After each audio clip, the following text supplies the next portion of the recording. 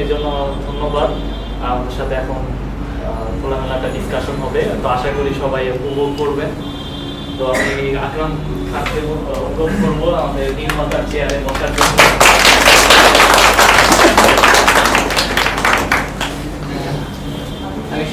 আমি তো খুব একটা নিজেও প্রচার করি নাই আসার জন্য। তো প্রথমে আমি যারা এটার দেখানোর উদ্যোগ নিয়েছেন তাদেরকে ধন্যবাদ জানাই, আর আপনাদেরকে ছবিটা একটু বড়, তারপরে ছবিটা অনেক সহজ যে তাও না, পুরোপুরি বোঝাটা, আপনারা যে ধৈর্য ধরে পুরো ছবিটা দেখেছেন এর জন্য আপনাদেরকে ধন্যবাদ জানাই। তো ছবিটা নিয়ে একটু বলেন, ছবিটার তৈরি ব্যাপারে। ছবিটা আপনি গল্পটা তো আপনি লিখেছেন, হ্যাঁ। গল্পটা কিভাবে আপনি মানে মাথায় আনলেন? গল্পটা আমরা যারা নাকি 90 দশকে বড় হয়েছি, আমাদের 90 দশকে বড় হওয়ার মধ্যে আমরা আসলে এই যে প্রথমত আমার সবসময় স্মৃতি ব্যাপারটা আমার মধ্যে অনেক কাজ করতো, যে স্মৃতি নিয়ে কাজ করা, স্মৃতি আমার কাছে একটা বড় ব্যাপার। আর আমি একটা জিনিস আমার যেটা মাথায় এসেছিল যে আসলে স্মৃতি মানুষের জীবন। একজন মানুষের যদি স্মৃতি, একজন মানুষের সাথে যদি আরেকজন মানুষের স্মৃতি বদল করা যায়, আমার যদি স্মৃতি না থাকে, আমি যদি আরেকজনের স্মৃতি আমার মধ্যে আসে, আমি ওই ব্যক্তিতে পরিণত হব। তো স্মৃতিটাই আসলে মানুষের জীবন আসলে। তো ওই চিন্তাটা থেকে আমার ছবিটা প্রথমে মাথায় আসে। দ্বিতীয়ত আমার কাছে যেটা মনে হচ্ছে সেটা হচ্ছে আমার জীবন চক্র নিয়ে একটা কাজ করার খুব ইচ্ছা ছিল। এই যে জন্ম, মৃত্যু, আবার জন্ম, এবং এই যে অনন্ত জীবন চক্র মানুষের এই আদি থেকে চলে আসতেছে, সেটাও আমার সিনেমার মধ্যে ইনকর্পোরেট করার খুব ইচ্ছা ছিল। তো সেটাও এই ছবিটার মধ্যে একটা বড় ব্যাপার। আরেকটা ব্যাপার হচ্ছে কি মানুষের রিলেশনশিপ, বিশেষ করে মা ছেলে, পরিবারের সম্পর্ক, যেগুলোর মধ্যে আমরা আমাদের জীবনের যদি আমরা দেখা যায় যে অভিজ্ঞতা দেখি, তাহলে দেখা যাবে যে আমাদের সবচেয়ে বড় সময় জুড়ে একটা পারিবারিক জীবনের মধ্যে দিয়ে আমাদের কিন্তু সময়টা কাটে। তো এই পারিবারিক জীবনটা দেখানোরও একটা, তো এইগুলো মিলেই ছবিটা চিন্তাটা আসে। আর প্রথমত নামটা ঘাসফুল, ওই যে মেয়েটাকে যে ঘাসফুল নামে ডাকতো, ঘাসফুল একটা সার্চ। আর ঘাসফুল হচ্ছে কি যে সব জায়গায় ঘাসফুল একটা অবহেলায় পড়ে থাকে, সুন্দর করে ফোটা ফুল। হ্যাঁ, এবং মফস্বলেও কিন্তু এই ধরনের জীবনগুলো আছে যে খুব সাধারণ, খুব সিম্পল, আমরা হয়তো মনোযোগ দিয়ে দেখি না, কিন্তু ওটা একটা ঘাসফুলের মতো একটা ব্যাপার আছে জিনিসটার মধ্যে, যে একটা কোণার মধ্যে পড়ে আছে, খুব সাধারণ কিন্তু খুব সুন্দর। তো এই জিনিসটা থেকেও ঘাসফুলের নাম আসছে। আর আরেকটা জিনিস আমি যেটা করতে চাইছি সেটা হচ্ছে কি আমরা যখন নাকি সারা পৃথিবী জুড়ে এই যে ইলিজিমেন্ট চাইল্ড, এই যেটাকে বলা হয় হচ্ছে গিয়ে খারাপ হয় বলে যে আরো সন্তান বা এটা, আমাদের দেশে যৌনতা ব্যাপারটাকে, তারপরে এই ইলিজিমেন্ট চাইল্ড ব্যাপারটা একটা ট্যাবু আসলে। এটা নিয়ে কথা বলা যাবে না, এটা স্বীকৃতি দেওয়া যাবে না। স্কুলে এত বছর হয়ে গেছে তাও স্কুলে বাবার নাম লিখতে হয়, কিন্তু যে কোনো জায়গায় বাবার নাম লিখতে হয়। হ্যাঁ, এবং এই পারিবারিক ইনস্টিটিউশনের মধ্যে দিয়ে যেতে হয়, যার বাবা নাই তার পরিচয় নেই, বা যার কোনো কারণে। তো আমি এই জিনিসটাকে মানবিক দৃষ্টিকোণ থেকে দেখাতে চেয়েছি, যে এইটাকে মানবিকভাবে দেখুক, যে এই বিষয়টা নিয়ে মানুষের একটা সংবেদনশীলতা তৈরি হোক, সেটাও একটা কাজ করছে এই ছবিটা নিয়ে। শুটিং লোকেশনটা কিভাবে সিলেক্ট করা হলো, কতদিন সময় লাগলো এটা লোকেশনটা সেট করার জন্য?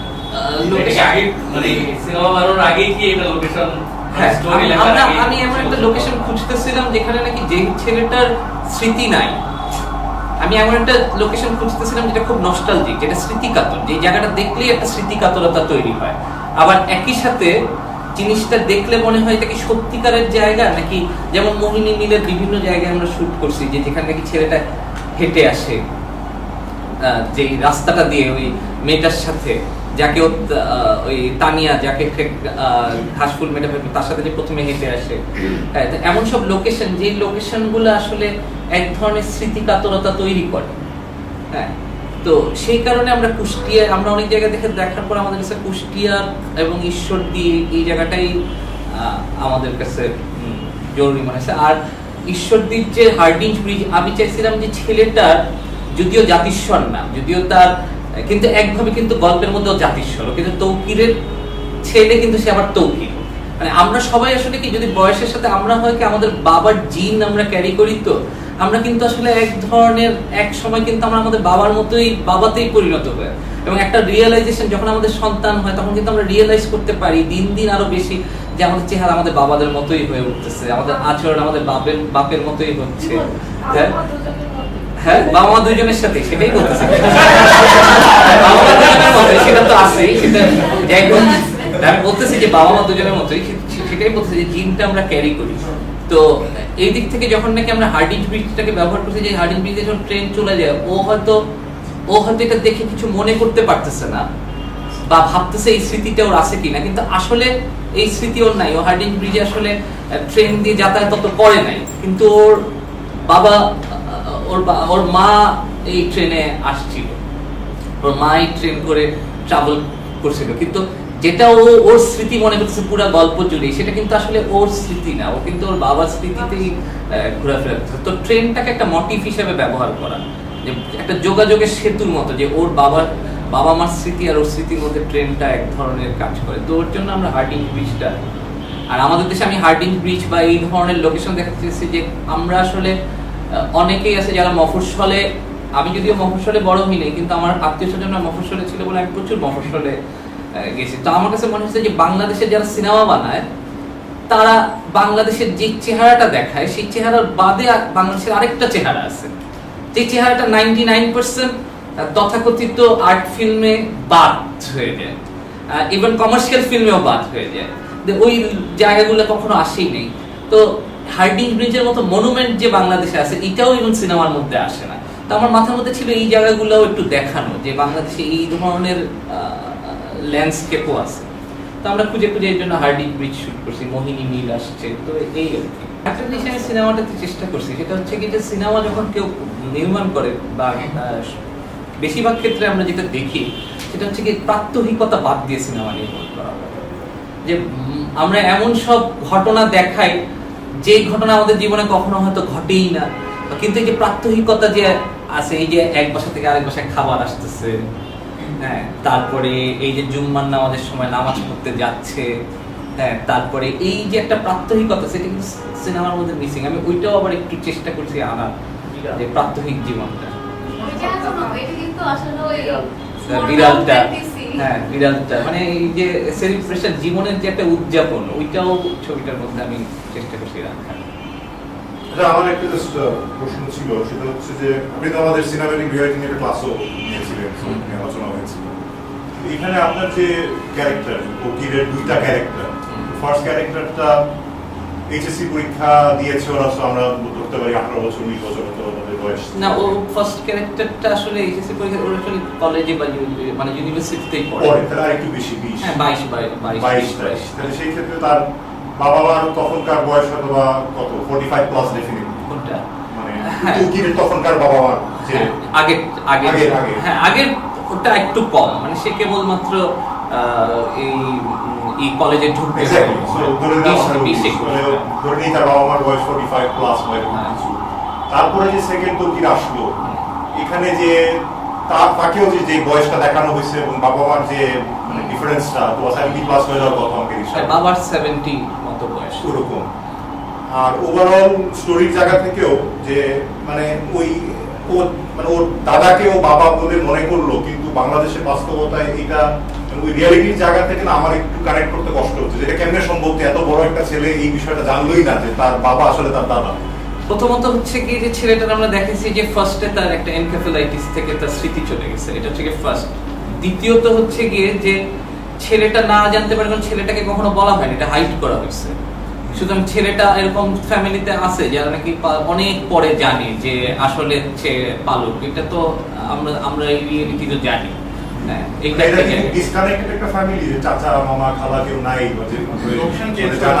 লোকেশন তো ওরা তো লোকেশন চেঞ্জ করে আরেকটা জায়গায় আইসোলেটেড একটা জায়গায় চলে আসছে, তো ওই স্পেসটাকে আগে যে স্পেসটা ছিল সেই স্পেস থেকে চলে আসছে। আর যদি হিডেন করতে চায়, বলতে চায়, সবাই জানে, সবাই এটা দিয়ে কনসিয়াস থাকে যে আচ্ছা এটা ডিসক্লোজ করা যাবে না এই ব্যাপারটা। আর দ্বিতীয়ত হচ্ছে কি আরেকটা জিনিস হচ্ছে এগুলা বাদে এই লজিকগুলো নিয়ে সমস্যা নেই, কিন্তু আমরা জানি না ও আগে কি জানতো না, সুতরাং এই প্রশ্ন আসতেছে না, কারণ তো স্মৃতি প্রেজেন্ট টাইমে আমরা দেখতেছি ওর স্মৃতিই নেই। স্মৃতি নাইটা একটা মেটাফরিক, ওর অ্যাজ ইফ আমি ওর নবজন্ম যেহেতু ঘটাবো, লাস্টে যখন নাকি ওর জন্মে ফেরত মানে ওর জন্মে ফেরত যখন কনসিভ করছিল, যে যখন নাকি ওরা ফার্স্ট ওদের মধ্যে এক ধরনের ফিজিক্যাল রিলেশন হয়েছিল, ওটাতে ফেরত যাওয়া হয়েছে লাস্টে, যে কারণে প্রথম থেকে স্মৃতি নাই মানে হচ্ছে কি ওর জন্ম হয় নাই এখনো, ও থ্রু দিস জার্নি ওর আসলে জন্ম হয়েছে। হ্যাঁ, যেহেতু স্মৃতি নাই সেহেতু আমরা পাস্টটা নিয়ে ও পাস্টে কি জানে না জানে এটা আসলে আসে না। তো এই এরকম একটা জায়গা থেকে জিনিসটা শুরু করা। ভাইয়ার যে কোশ্চেনের যেটা ছিল যে ওর অরিজিনালি ওর দাদা দাদি না তাদেরকে তাদের বয়সটা মানে এটা ফ্যাক্টরের ব্যাপারটা উনি বোঝাচ্ছিল যে আরো বেশি একটু তাদেরকে না, আমার কাছে মনে হয় না, আমার কাছে মনে হয় যে 70 এই যে ভালো ফিট আছে, কারণ লোকটা তো বয়স্ক কিন্তু সে অনেক খোড়ায় খোড়ায় হাঁটতেছে না বা এরকম ভাবে হাঁটতেছে না। হ্যাঁ, সেটা এবং সে কিন্তু ধীরে স্থির হাঁটে, সে কিন্তু ক্যারেক্টারে কিন্তু আমরা প্রথম দিকে যাকে জগিং করতে দেখি তার তুলনায় কিন্তু সে তার কিন্তু একটা ইসের মধ্যে আসে। তো 70 এইজ এখন একটা লোক যদি ফিট হয় জগিং করে তার জন্য 70 এইজ যে খুব এমন হয়ে যাবে যে সে একদম বৃদ্ধ হয়ে যাবে তা এই ব্যাপারটা না। আর নাইলা আজাদ নূপুরের বয়সই তো 60 কাছাকাছি, তাও সে ফিট, সে তো অরিজিনালি 60। তার 20 বছর বয়সে বাচ্চা হলে মফস্বলে, তার এখন তো 60 হইলে এরকমই, 62 হইলে এরকমই হবে। আমার একটা ইয়ে ছিল যে মানে রিয়েল টাইমে দেখাচ্ছি যে ছেলেটা একটা হার্ট ডিঞ্জ, হ্যাঁ, ট্রেনটা গেল, আবার ওর বাবাও দেখলো একটা ট্রেন যাচ্ছে। তো আমার এটা পার্সোনাল একটা ইয়ে যে মানে বাবা যখন দেখেছে মানে তৌকিব দেখতেছে যে হ্যাঁ তৌকিব মানে রিয়েল টাইম, এখন রিয়েল টাইমে তৌকিব দেখছে যে একটা ইঞ্জিন যাচ্ছে, আবার ওর বাবা দেখতেছে। তো ওর বাবা যখন দেখতেছে তখন যদি ট্রেনটা একটু পুরানো দিনের হতো, কোথায় বাবা দেখতেছে? বাবা দেখতেছে বাবা না, এটা ট্রানজিশনাল শট আছে, অন্য শহর থেকে আসছে, সেটা হতো না। আর দ্বিতীয়ত হচ্ছে কি যে 91 সাল আমি যখন দেখাচ্ছি তখন তো 91 জিনিস নতুনই থাকবে, আচ্ছা যা 91 জিনিস থাকবে সেটা তো আর পুরান দেখানো যাবে না। না আপনি ওখানে মুনালাইলা গান গাচ্ছে, হ্যাঁ, সাদা কালো হ্যাঁ, একদম হ্যাঁ। ছিল এটা কি এটা 91, হ্যাঁ। ওই দেখেন না ফুটবল টুর্নামেন্ট, তারপর পিকনিক সব কিন্তু লেখা আছে, এক বনভোজন 91, এবার ফুটবল টুর্নামেন্টও লেখা আছে। 91 কেন? হ্যাঁ, 91 কেন? এটা 2013 আমি যখন শুট করি তখন আমি 2013 ছিল। তো ওইভাবে করে দেখলে এটা যদি আমরা অত পুরান দেখে 20 বছর আগে বা ওরকম, তখন যেই টাইমটা হয় সেটা মানে আপনি ওইভাবে কাউন্ট ওইভাবে করছেন নাকি আপনার নিজের কোনো না, আমারও নিজের পার্সোনালি 90-তে আমি বড় হয়েছি, তা ওই টাইমটা ফুটায় তোলার ব্যাপারেও আমার একটা ছিল যে 90 দশকটা যে রুটগুলিতে ছবি আছে, ফুটবল প্লেয়ার, হ্যাঁ, তারপর ক্যাসেট প্লেয়ারে দেখতেছি লাকি আখান অমুক সমুক ক্যাসেটের মধ্যে দেখা যাচ্ছে, তারপর ওই টাইমটা ফুটায় তোলার ব্যাপারেও আমার একটা ইন্টারেস্ট ছিল। আমরা যারা 90 দশকে বড় হয়েছি তারাই বুঝতে পারি যে এগুলার এটা এক ধরনের, হ্যাঁ। আর সিনেমার মধ্যে কিন্তু 90 দশকটা ওভাবে আসে নাই, কিন্তু 90 দশক যদিও কম বেশ 91 অনেক দিন হয়ে গেছে, 20 বছরের উপরে, কিন্তু এখনো কিন্তু ওই জিনিসটা আসে নাই। তো আমার সিনেমার সাথে আমার মনে হয় কি যে একটা লেভেলে যদি আমি যে ধরনের ছবি বানাইতে চাই তাতে যদি এক ধরনের যুক্ততা, নিজের যদি একটা পার্সোনাল কিছু না থাকে জিনিসটার মধ্যে, তাহলে আমি আসলে ওই ছবি বানাইতে চাই না। এটা কোনো না কোনো দিক থেকে সিনেমাটার সাথে আমার একটা যুক্ততা থাকতে হবে, তো সেটা পুরো সিনেমা জুড়েই আছে নানাভাবে। আর আমার একটা ব্যাপারে আরেকটা কষ্ট হয়েছিল, সেটা হচ্ছে মানে পুরো মুভিটা দেখছি, আমার কাছে পার্সোনালি অনেক ভালো লাগছে, কিন্তু আমার কাছে কেন জানি মনে হচ্ছে ব্যাপারটা মানে পুরো যে পরিবেশ এনভায়রনমেন্টটা কেমন জানি জনশূন্য, মানে এত জনশূন্য জায়গা হয়তো নরমালি আমরা দেখি না। কয়েকটা ব্যাপার বুঝতে হবে, সেটা হচ্ছে কি যে ছেলেটার স্মৃতি নেই, যে ছেলেটাকে প্রথমে দেখতেছি, যে ছেলেটার স্মৃতি নাই সে কিন্তু আসলে অনেক বেশি বিচরণ করবে না, কারণ তার তো আসলে স্মৃতি নেই। তাকে কিন্তু আমরা খুব বেশি বাসার বাইরে লস্ট দেখাইছি, সেটাও কখন ভোরবেলা সে চলে গেছে যখন নাকি সিটার একটা বড় অংশ ভোরে শুট করা, অনেক ভোরে শুট করা। আপনারা যদি দেখেন তাহলে দেখবেন যে বেশিরভাগ অংশ অনেক ভোরে শুট করা, যেই ভোরে আসলে মানুষজন আসলে খুব একটা রাস্তায় থাকে না, এটা একটা ব্যাপার। নরমালি আমরা দেখি যে রাস্তাঘাট হাঁটতে গেলে অনেকের সাথে না, সেটা কিন্তু প্রথমে আমরা দেখি যখন তৌকির আর ওই ঘাসফুল তারা দুজন যখন হেঁটে যেতেছিল রাস্তায় একটা লোকের সাথে দেখা যাচ্ছে, হ্যাঁ, তার হাত ধরে হাঁটাহাঁটি করে যেতেছিল, মানে এই ব্যাপারটা কিন্তু ব্যাপারটা আলাদা না, একটা জায়গা হচ্ছে গিয়ে প্রথমত হচ্ছে কি যখন আমরা দেখি তানিয়ার আসছে তখন দেখি দুইটা সাইকেল পাস করতেছে, ফুটবল ম্যাচ আছে, লোকজন কিন্তু আছে, ব্যাপকভাবে লোক নাই। আসলে আপনার কুষ্টিয়ার মতো মফস্বল শহরে যেখানে আমরা জগতি এইসব জায়গায় শুট করছি সেই সব জায়গায় অনেক খালি খালি। আপনি যদি এখন যান ঢাকা শহরে বসে এটা বোঝা একটু কঠিন, কিন্তু সেই সব জায়গায় আসলে অনেক খালি খালি থাকে। এক দ্বিতীয়ত হচ্ছে কি দুইটা ব্যাপার আছে। একটা ব্যাপার হচ্ছে কি যে যেহেতু তার স্মৃতি নাই, আমি দেখাচ্ছি না যে সে খুব বেশি লোকের সাথে ইন্টারঅ্যাকশনে যাচ্ছে। আর যখন মাটা যখন গল্প বলতেছে, আমরা যখন কাউকে গল্প বলি তখন এক্সট্রা ক্যারেক্টার থাকা মানে হচ্ছে স্মৃতির মধ্যে ওই লোকটাকে আমার দেখা।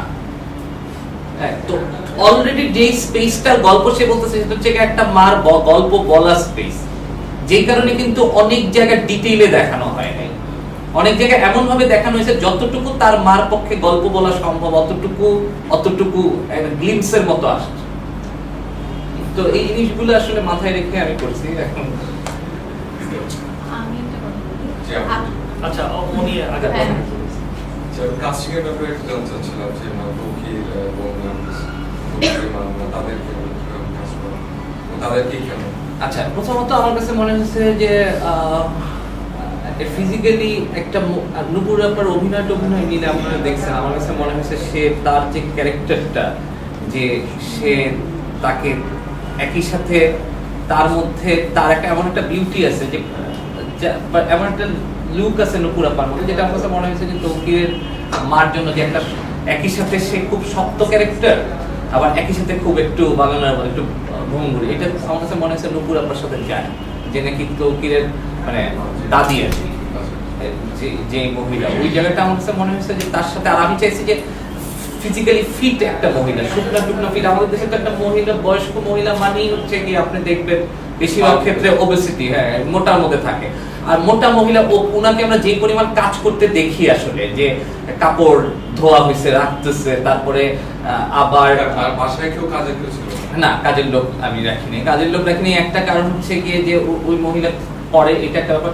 আর দ্বিতীয় কি, বাংলাদেশে কাজের লোক যারা ক্যারেক্টার হিসেবে রাখে সিনেমার মধ্যে, কাজের লোক না একদম দাসের মতো চরিত্র থাকে, দরজা খুলে দেয়, দাঁড়ায় থাকে, এই মানুষগুলো না মানুষ থাকে না আসলে। তো ওইটা আমার কাছে ইচ্ছা করে নাই, ওই জিনিসটা করতে ইচ্ছা করে নাই যে একটা সিনেমা। আর সিনেমা তো বাস্তবতা হইলেও আমি ওনাদেরকে ক্লাস নেওয়ার সময় বলছি, বাস্তবতা হইলেও বুঝতে হবে সিনেমা তো হচ্ছে বাস্তবতার পুনর্নির্মাণ, এটা কিন্তু বাস্তবতার অনুকরণ না। আপনি কিন্তু সিনেমায় রিয়েলিটিকে রিক্রিয়েট করেন। আমি কিন্তু সিনেমার মধ্যে এমন একটা জগৎ তৈরি করতে চাই এটা বাস্তব, কিন্তু বাস্তবের মতো বাস্তব না। কারণ গল্প তো আপনি বলার জন্য নানা রকম কৌশল অবলম্বন করেন। তো আমার কাছে ওই জায়গা থেকে মনে হয়েছে যে একটা বাসায় কাজ করতেছে লোকটাকে স্লেভের মতো দেখাইতে চাই নাই আমি। হ্যাঁ, যে খুইলা দাঁড়ায় থাকো, যে আপা বলবে, দরকার নাই জিনিসটা। আমার ভদ্রমহিলাকে তো বেশ পার্সোনালিটি ফুল একটা মহিলা হিসেবে দেখানো যে নিজের সচেতন সে। হ্যাঁ, করে তিনটা মাত্র লোক, অগোছালো কেউ নাই, এরকম মানে নাই, মানে জিনিসটা বাসাটা একটা গোছানো বাসা আর কি। আচ্ছা, তৌকিরের মার কি মানসিক কোনো সমস্যা ছিল বা এটা মানসিক দেখানো হয়নি? হ্যাঁ, মানসিক একটা ফকির আসলো, সে বলতো যেটা তার দরকার সে পেয়ে যাবে।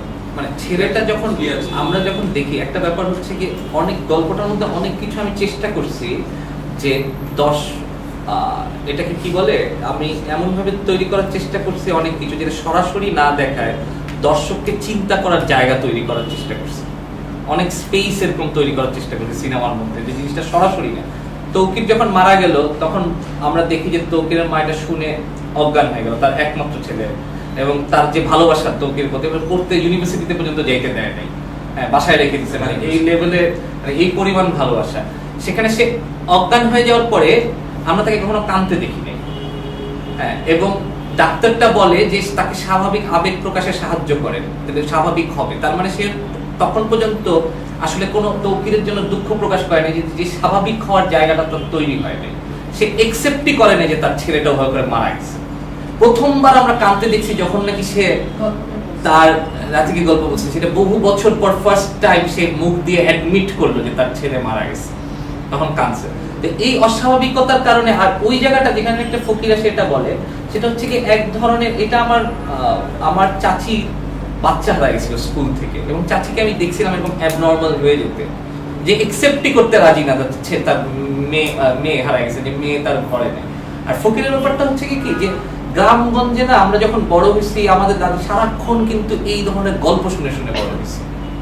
এটা না হইলেও কাছাকাছি গল্প শুনে শুনে আমরা বড় হয়েছি, এগুলো মানুষের মনে থাকে। ও যখন একটু অস্বাভাবিক ছিল, বা যখন নাকি ও তার মাটা যখন নাকি এই একটু মানে ভারসাম্য, মানসিক ভারসাম্য হারায় ফেলছে, তখন এক ধরনের তার স্বপ্নের মতো হ্যালুসিনেশন ফকিরটাকে নিয়ে। কিন্তু এই হ্যালুসিনেশনটাকে আমি এরকম বাংলা সিনেমার মতো দেখাইনি যে সে ঘুমায় পড়লো, তারপরে তার স্বপ্ন হইলো।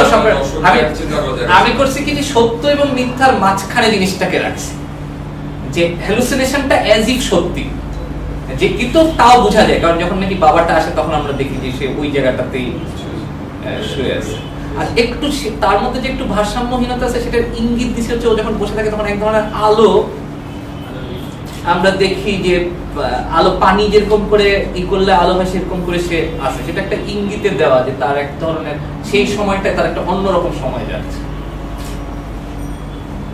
তৌকিরের মায়ের ক্যারেক্টারটা এটাতে টিচার বানায়, মানে তার টিচার হিসেবে উপস্থাপন করার চিন্তা করতে গেছে।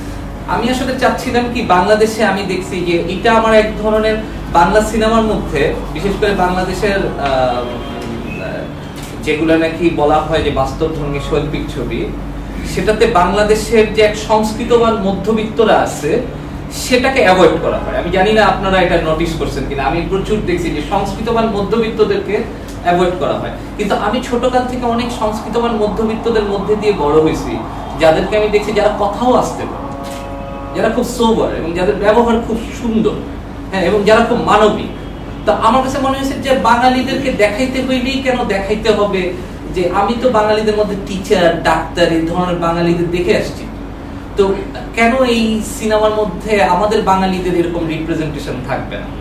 আর এটা একটা কারণ। আর দ্বিতীয় কারণ হচ্ছে গিয়ে যে ওই মহিলার যে তৌকিরের যে প্রেমিকা, তার প্রতি যে আচরণ, চারপাশের প্রতি যে আচরণ, তার ওই পরিমাণ শিক্ষা দীক্ষা না থাকলে সে কিন্তু এরকম রিয়্যাক্ট করবে না, তার রিয়াকশন কিন্তু ডিফারেন্ট হবে, বা তৌকিরের বাবার রিয়াকশনও কিন্তু ডিফারেন্ট হবে। যেহেতু আমি এই যৌনতা যে ট্যাবু, যৌনতা নিয়ে যে ট্যাবু আছে, ইলিজিমেন্ট চাইল্ড নিয়ে যে ট্যাবু আছে, সেটাকে আমি ভাঙতে চাই, সেহেতু আমি এই পজিটিভের মধ্যে দিয়ে জিনিসটা দেখাইতে চাইছি। পজিটিভ কারণ আরেকজন দেখা, যদি মেয়েটা খুব ভালো স্টুডেন্ট, ঢাকা মেডিকেল কলেজে যাচ্ছে, মিষ্টি খাওয়াচ্ছে, আমি এখানে খারাপ স্টুডেন্ট দেখাইলে 90% হওয়া দেখছো, এর জন্য এরকম হয়। আপনি আমার পয়েন্টটা হচ্ছে, আপনি এটাই কিন্তু হইতো, কিন্তু আমি তো এটা দেখাইতে চাইনি, আমি তো এটা গ্রহণ করতে চাইছি মানুষ।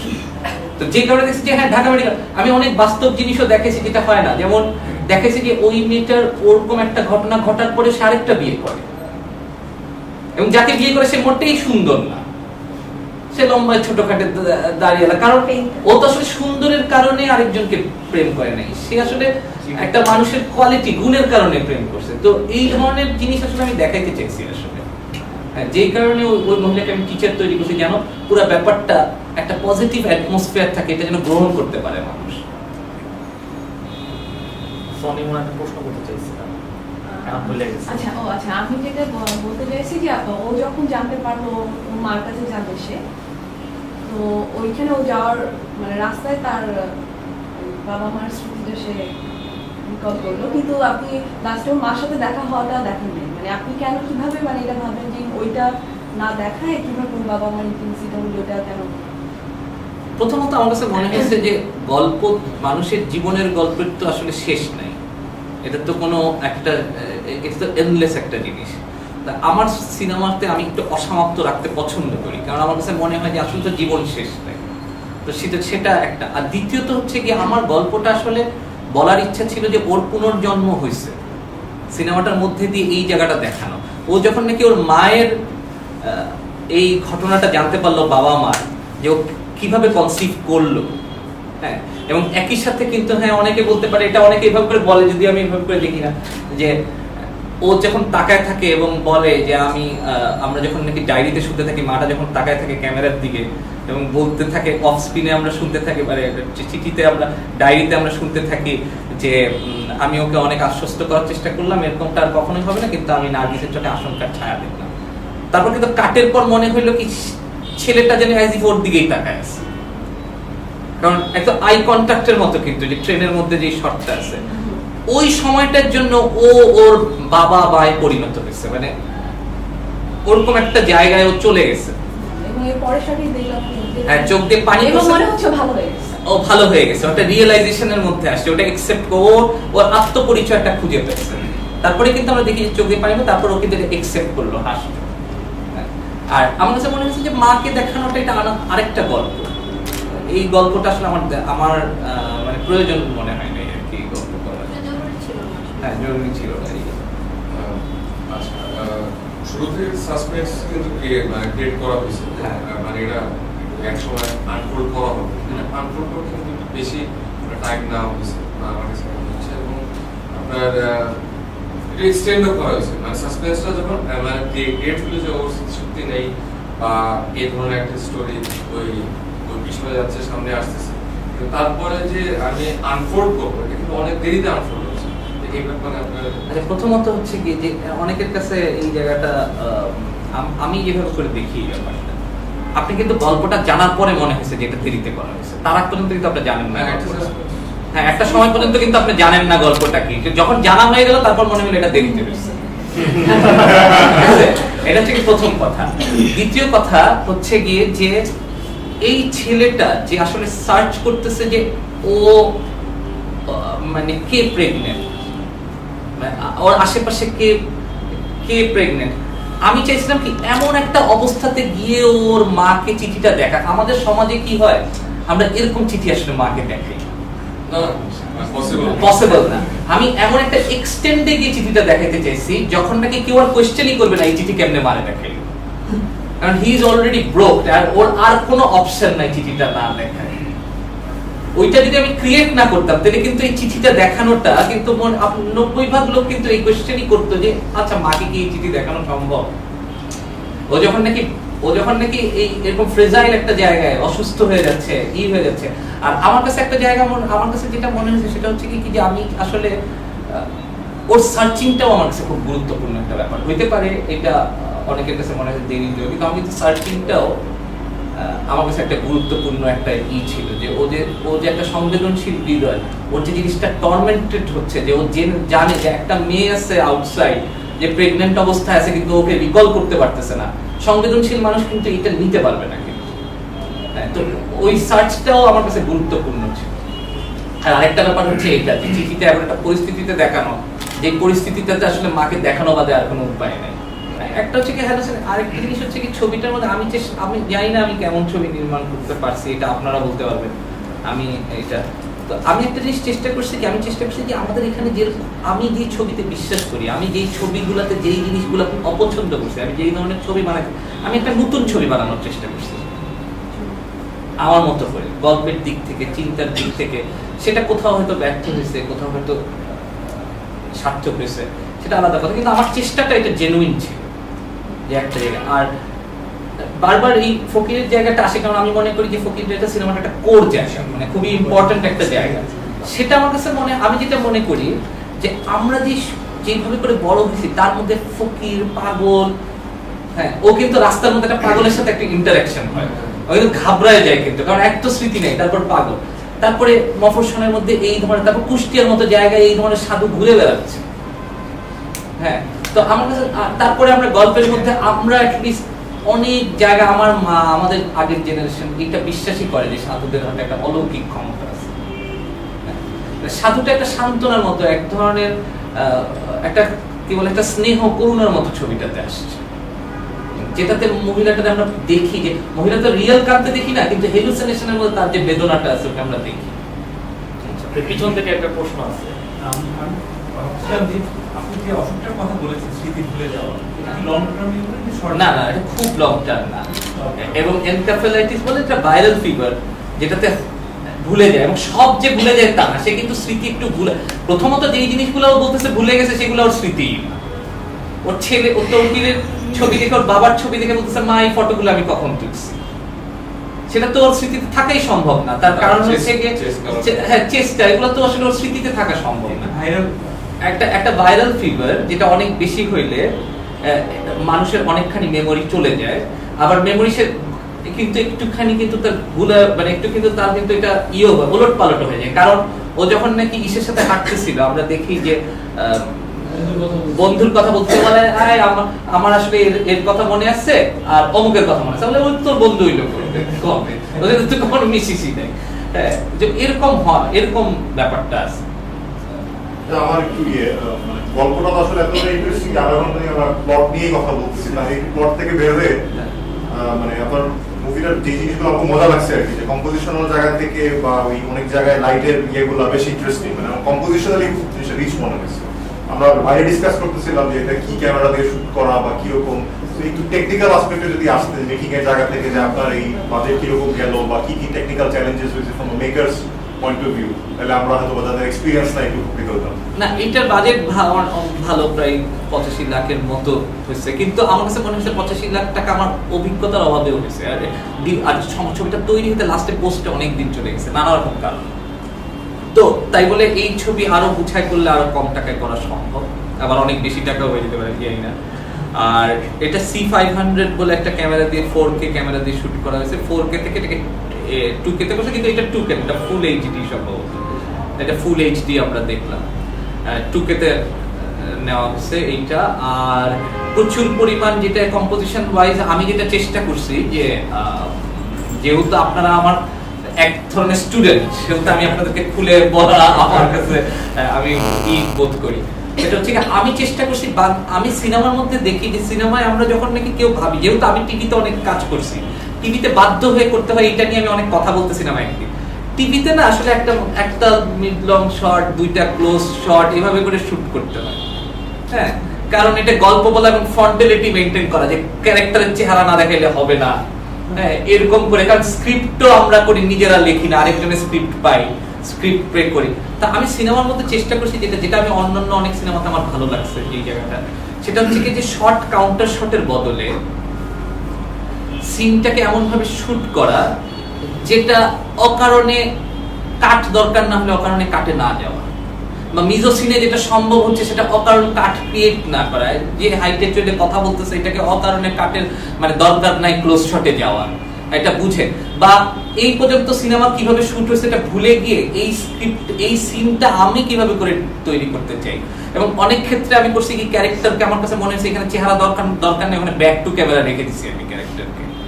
হ্যাঁ, যেখানে শুধু মার এক্সপ্রেশন দরকার সেখানে ক্যারেক্টারটাকে আমরা দেখতেছি তৌকিরের ওএস থেকে মাকে, তৌকিরের চেহারাই দেখাই নাই, কারণ তৌকিরের চেহারা দেখাইলে ওটা নষ্ট হয়ে যাবে। কারণ হয় কি টাইম সম্বন্ধে একটা জিনিস বুঝতে হয়, আমি যখন আমার ক্লোজ শটের পরে ওর রিঅ্যাকশনটা ক্লোজ শটে দেখাচ্ছি, তার মাঝখানে কিন্তু একটা টাইম, একই সাথে কিন্তু দুইটা হল, আমার শটের সময় কিন্তু ওর রিঅ্যাকশনটা হওয়ার কথা ছিল। তা আমি যখন নাকি এরকম করে কাটি তখন কিন্তু অনেক সময় মনে হয় সামনে একটা রিয়েলিটি নষ্ট হয়ে যায়। তো অনেক সময় আমি চেষ্টা করছি এর জন্য এই টাইমের এই প্লাস্টিসিটিটা ঠিক মতো মেইনটেইন করে, টাইমের এই রিয়েলিটিটা ঠিক মতো রাখতে, যেন মনে না হয় যে অনেক ম্যানুফ্যাকচার বা অনেক ক্যামেরা আছে, ক্যামেরা দিয়ে অনেক ক্যাতা করে শট নিলে পর মাঝে মাঝে মনে হবে কি এই ক্যামেরাটা ওইখানে আছে, আপনি বুঝতে পারতেছেন, আপনি কিন্তু বুঝতে পারতেছেন যে ক্যামেরার প্রেজেন্সটা কিন্তু আপনাকে মাঝে মাঝে এই বাস্তবতাটাকে নষ্ট করে ফেলে। তো এমন ভাবে শুট করার চেষ্টা করা হয়েছে ছবিতে যেন মনে হয় যে ক্যামেরাটা নাই, ক্যারেক্টারগুলো ফ্রি। অনেক জায়গায় কিন্তু ওরকম করে শুট করা হয়েছে যে আবার যখন নাকি যতটুকু দরকার লজিক্যালি, যেমন এখানে আমরা দেখতেছি ওখানে মাটা যখন দরজা খুলে ঢুকলো, বাবাটা ঢুকার পর মাটা বললো তৌকির কথা বলে রুমে, মাটা চলে গেল, তখন কিন্তু বাবা মাকে কিন্তু আমরা ডার্কে দেখি, একদম ফেসই দেখতে পাই না। তার কারণ হচ্ছে কি এটা হচ্ছে লজিক্যাল, মানে এটা আমার ক্যামেরাম্যান যে ছিল শাহবাজি, সেও চেষ্টা করছে, আমরাও এটা মাথার মধ্যে সবসময় রাখছি, এটা লজিক্যাল যে ঘরের ওই অংশটাতে লাইট ব্যাকে, সানটা ব্যাকে, সুতরাং ফেসে লাইট হওয়ারই কথা। কিছু কিছু জায়গায় যেমন গ্রিলের পিছন থেকে নিচ্ছেন বা এক ধরনের ফ্রেম ক্রিয়েট করে তার ভিতরে ক্যারেক্টার, এই চয়েসগুলো কি পিওরলি অ্যাস্থেটিক্যাল না, এটা বিষয়ে অন্য কোনো লজিক্যাল? অ্যাস্থেটিক্যাল আমি একটা জিনিস মনে করি কি, আমি যেভাবে করে চিন্তা করি আমার জায়গা থেকে, আমি যখন শুটিং এ যাই আমি সবসময় বলি যে স্পেসটা বলে দিবে কিভাবে শুট করব, স্পেসটা বলে যে আমাকে এইভাবে শুট কর, স্পেসের মধ্যে সম্ভাবনা থাকে। আপনি যদি ঠান্ডা মাথায় ওই স্পেসে বসেন তাহলে দেখবেন স্পেসটাই বলতেছে এইভাবে শুট করাটাই আমাকে বেস্ট অপশন, এবং এটাই অ্যাস্থেটিক্যাল। হ্যাঁ, আর যেহেতু আমি চেষ্টা করছি অ্যাভয়েড করতে যে কথায় কথায় ক্লোজ শটে না যেতে, সেহেতু আমাকে কম্পোজিশন ওয়াইজও ভাবতে হয়েছে যে কোন স্পেস থেকে শুট করলে বেস্ট এটা করা যায়, এটা মিজো সিনে করা যায় জিনিসটা, অথবা এই যে যেরকম তখন মনে হচ্ছে না গ্রিলের এই পাশে গ্রিলটার প্যাটার্নটা যেরকম গোল গোল, হ্যাঁ ওটাও আমাকে প্রভোক করছে যে আচ্ছা গ্রিলটাকে ইউজ করি।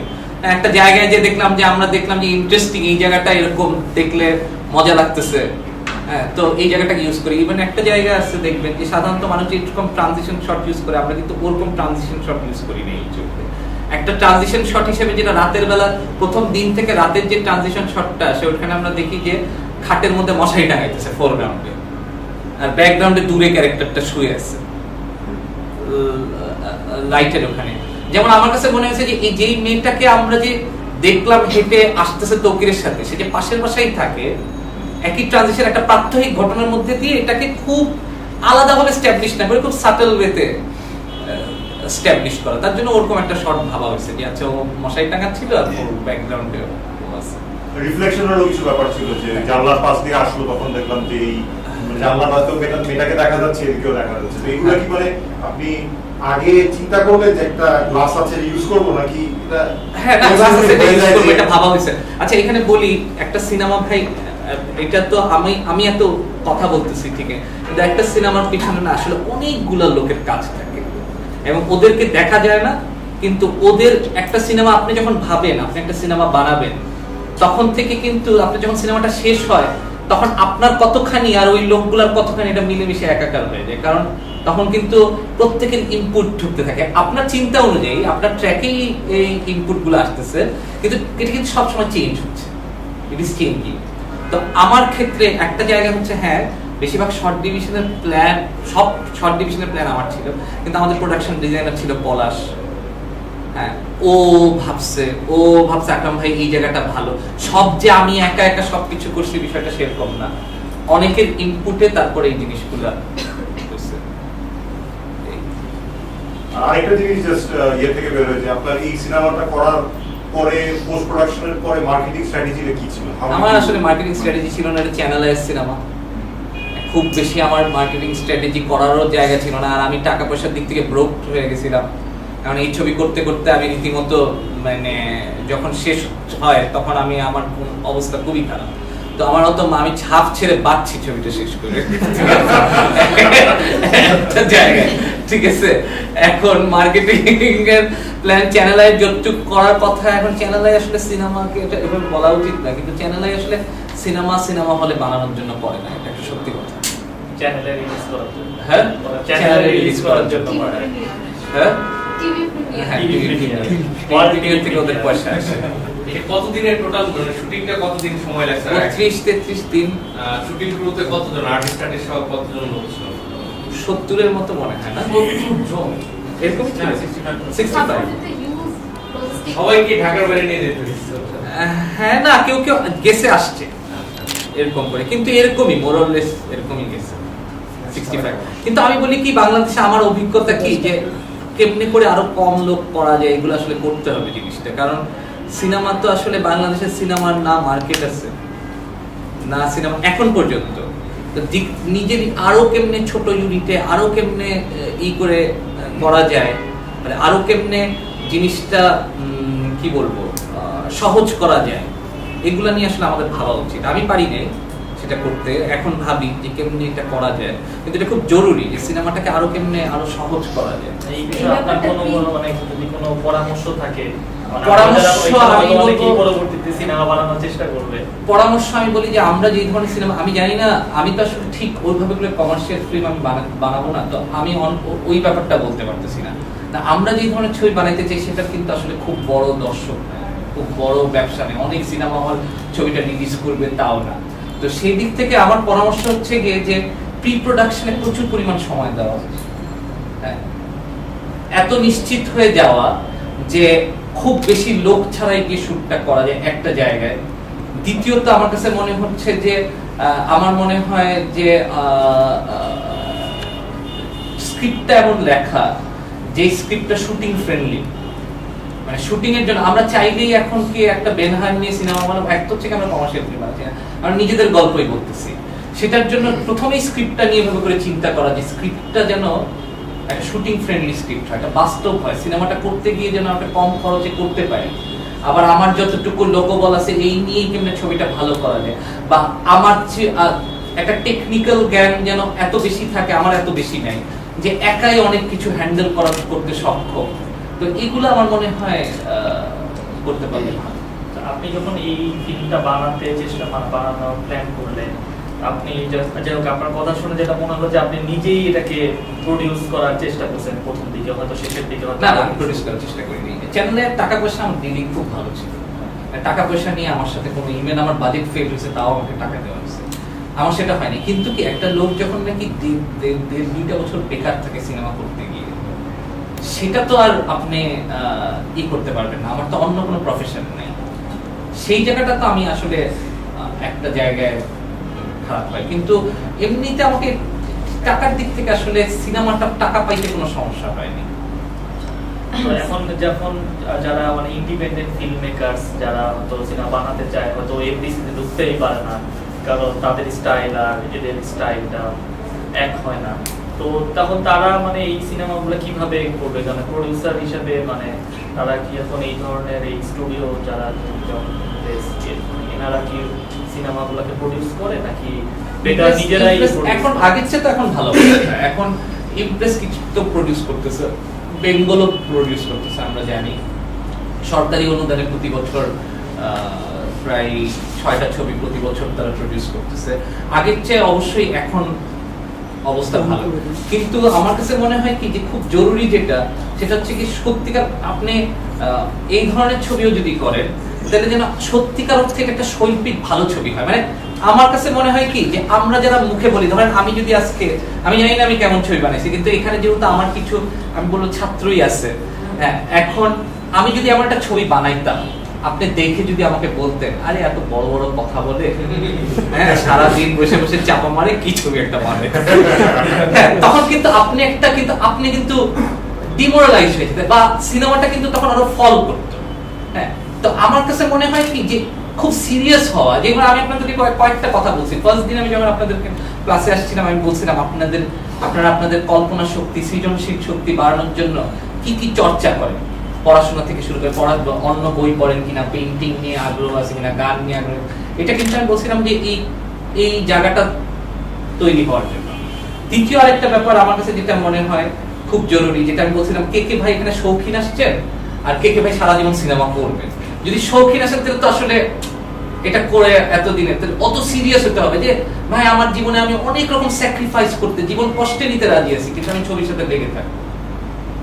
আমাদের এখনকার যুগে তো নানা রকম সুযোগ আছে, যখন নাকি ভ্যান গঘ পেইন্টিং করছে 40 বছরও পার হয় নাই, আত্মহত্যা করে মারা গেছে, তার স্ট্রাগলের সাথে তো আমরা আমাদের স্ট্রাগল মিলাইতেই পারবো না।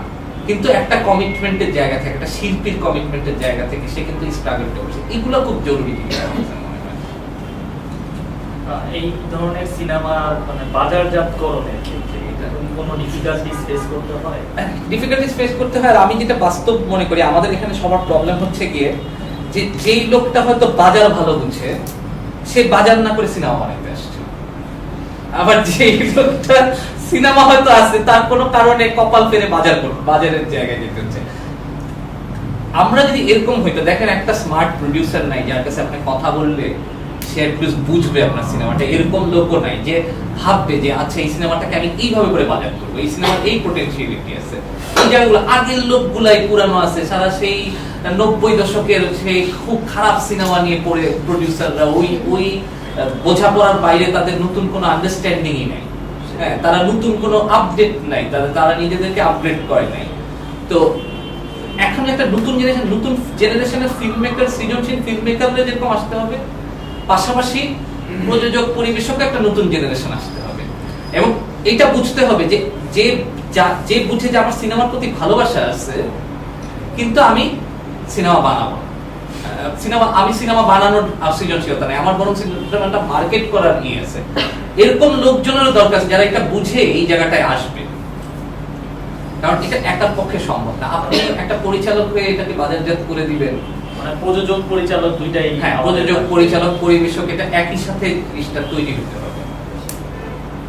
ব্যাপারটা কি এরকম হয় না যে ফাইন আপনি যেটা বললেন তো অর্গানাইজড জায়গাটায় বললেন FDC or Impress or Bengal, এটা মোটামুটি একটা অর্গানাইজড প্রডিউসার এরা, তো সবার কিন্তু এক্সেস নাই, যেটা বললো যে সবার কিন্তু এক্সেস নাই। হ্যাঁ, অবশ্যই। কেউ যদি এখন আমার কাছে যা আছে তাই নিয়ে আমি সিনেমা বানাবো, কারণ তার ভালোবাসা আছে, লাভ সিনেমা এখন সে দিনের পর দিন আমার কাছে যেহেতু আমি একে ধরলাম, এ বললো না I don't understand your speed, এই কাছে গেল হইলো না, যে 3 জায়গায় গিয়ে ফেল হইলো, এখন তার তো ডিমোরালাইজ হওয়ার আর নিতে পারবে না, একবার দুইবার তিনবার চারবার সে আবার কিন্তু সে রিকুয়েস্ট হতে যাবে না, তার কিন্তু সিনেমা বানানোর ইচ্ছা আছে, তার কাছে একটা ভালো গল্প আছে, সবকিছুই আছে।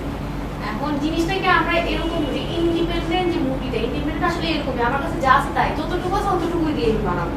আমার যদি একটা ঘরের মধ্যে শুটিং করার ক্যাপাসিটি থাকে, আমি ঘরের মধ্যে শুটিং করার মধ্যে স্ক্রিপ্ট বানাই ওখানেই করবো, একটা রুমের মধ্যে বানাই ফেললাম, আমার তো দরকার নেই। কথা হচ্ছে যে এই সিনেমাটা আমি ও কোশ্চেনটা মনে হয় আমার কাছে যেটা এরকম যে এইটুকু আমি যতটুকু আনলাম সিনেমা আমি ভালোবাসা দিয়ে বানাইছি, এইটা আমি ম্যাস পিপলের কাছে কেমন, অথবা আমার টার্গেট গ্রুপই হইলো, একটা নিশে আমি মার্কেটিং করলাম যে আমার অডিয়েন্স হবে এরা, এদের কাছ পর্যন্ত আমি পৌঁছানোর কি কোনো স্কোপ নাই। এই ধরনের অর্গানাইজেশন যত বেশি হবে তত সুবিধা। এই ধরনের হওয়া দরকার, যে সিনে ক্লাব, ফিল্ম সোসাইটি মুভমেন্ট, এগুলো একসময় ছিল, মাঝখানে নষ্ট হয়ে গেছে, এখন আবার হচ্ছে। হ্যাঁ, তো এই জিনিসগুলো হওয়ার দরকার আছে, নানা রকম প্ল্যাটফর্ম তৈরি হতে হবে, সেটার একটা উদ্যোগ নিতে হবে। হ্যাঁ, এবং সরকারের একটা দায়িত্ব আছে, সরকার, আমরা কিন্তু সরকারের দায়িত্ব কথা মাথায় রাখি না, কিন্তু সরকারের কিন্তু সবচেয়ে বড় দায়িত্ব এখানে সিনেমাটা নানা রকম ভর্তুকি দেওয়া। এটা ভর্তুকি কিন্তু সে এর জন্য দিতেছে না গভর্নমেন্ট যে এটা তার লসে এমনি এমনি টাকা দিচ্ছে, কারণ তাকে কিন্তু একটা দর্শক তৈরি করতে হবে, তাকে কিন্তু একটা ভালো বাজার তৈরি করতে হবে। আজকে যে জায়গায় ভর্তুকি দিতেছে কালকে সেখান থেকে কিন্তু টাকাটা আসবে, এই জন্য সরকারের একটা বড় ভূমিকা আছে একটা জায়গায়। তারপর এই ফিল্ম ক্লাব, ফিল্ম সোসাইটি, স্টুডেন্টদের একটা বড় ভূমিকা আছে।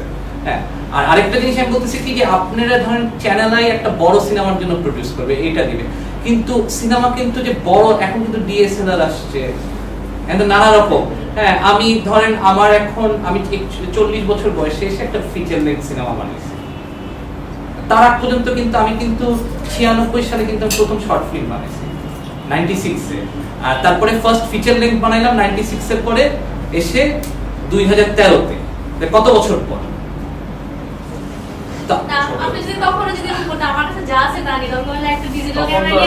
আমি করছি, আমি টিভিতে কাজ করে গেছি, আমি শর্ট, আবার ডিবি ক্যামেরায় শর্ট ফিল্ম তৈরি করছি। না না, সেটাই তো আমি বলতেছি যে এইটা কিন্তু কথা না, আপনি যেটা বলতেছেন এটা কিন্তু উপায় আছে, কিন্তু আপনি কিন্তু নানাভাবে কাজ চালিয়ে দিতে পারবেন। হ্যাঁ, আপনাদের বন্ধু বান্ধব মিলে যেতে পারবেন। হ্যাঁ, একদম স্বপ্নের ছবিটা হয়তো হবে না, কিন্তু কি একটা জিনিস কিন্তু বুঝতে হবে, ক্লাসিকের যুগ কিন্তু নাই, ওগুলা কিন্তু ভাবা যাবে না। এখন একটা আপনার ক্যামেরা আছে, আপনার নিজেদের বাসায় ল্যাপটপ আছে, সাউন্ডেরই আছে, আপনারা নিজেরা কিন্তু ছোটখাটো কাজ করে ফেলতে পারবেন। যতদিন পর্যন্ত ওরকম ছবি হচ্ছে না ততদিন পর্যন্ত নিজেরা ছবি বানান। মানে রিচ করা, যেমন একজন ফটোগ্রাফারের সাথে কথা বলছিলাম, তুমি বেশ বিশিষ্ট ফটোগ্রাফার, তো বললো যে ওনার একজন বিদেশি ফটোগ্রাফারের সাথে গল্প হচ্ছিল, তো উনি বললো যে দেখো তোমাকে যদি তোমার ইচ্ছার যেই ক্যামেরা এবং যেই লেন্স সেটা তোমাকে দেওয়া হয়, এবার জঙ্গলে পাঠানো হয় 1 বছরের জন্য ছবি তুলো, এবং তারপর বলা হয় যে ছবিগুলো তুলেছো এগুলো সব ডিলিট করে দিও, তুমি কি ছবি তুলবা? তারা এটা ডিসকাস করলো, তো এখন উত্তরটা আসলে না, আমি আসলে তুলবো না, কারণ যদি ছবিটা তুলে আমার ডিলিটই করে ফেলতে হয়, তো what's the point of that picture. তো সিনেমার ক্ষেত্রেও যে এখন আমি যে এফোর্টটা দিব, যদি at the end of the day আমি বুঝতে পারি যে এটা দেখাতে পারতেছি না ফর হোয়াট এভার রিজনস, বা দর্শক নাই, তখন ওই ইন্সপিরেশনের জায়গাটা কি কারণে এই কাজটা করা? আচ্ছা, আমি আমার একটা জিনিস বলি, সেটা হচ্ছে কি আমাকে জীবনে এরকম অনেকবার দেখেছি, যেমন এই ছবিটা করে আমি আসলে দেখাইতেই পারি না।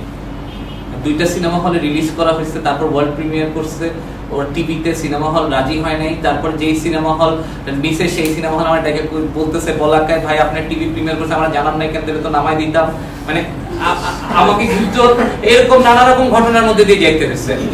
কিন্তু আমি একটা জিনিস দেখি কি, দেখেন একটা জিনিস হচ্ছে কি যে অনেক কিছু আছে যেটা আপনাকে আসলে অনেক কষ্ট দিবে, থাকে না যে প্রাত্যহিক একটা প্রচন্ড কষ্ট যেটা দিবে সেটা আপনি আপনার প্রত্যেকের মনে একটা বিখ্যাত হওয়ার খায়েশ আছে, এটা একটা ডিজায়ার, এই ডিজায়ার এমন একটা ডিজায়ার, এটা নাই এটা বলার মতো লোক নাই।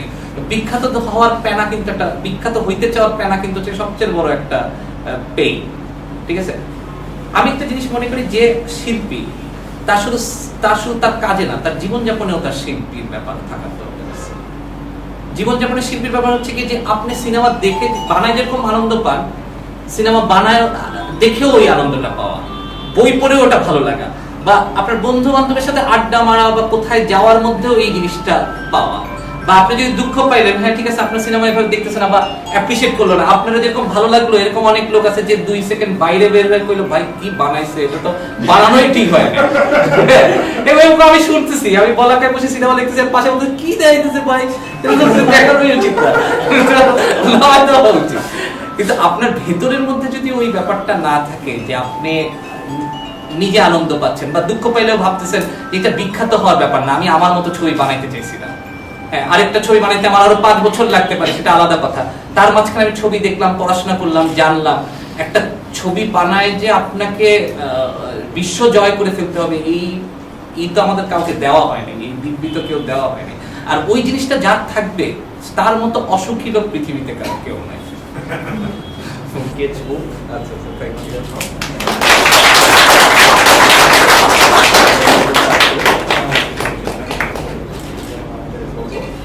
আর আমরা আরেকটা যেটা চেষ্টা করি যে সবসময় আমরা যে আপনাদের যে টিকিট প্রাইস সেটা থেকে একটা অংশ নির্মাতাকে দেয়, এটা সম্মানী হিসাবে, যেহেতু এটা খুবই সামান্য, আমাদের ছোট করে একটা অনুষ্ঠান করা, তার মধ্যে একটা জাস্ট আমাদের যত চেষ্টা থাকে, তো সেখান থেকে একটা আমাদের টিকিট প্রাইসের একটা অংশ আমরা আগ্রহ করছি।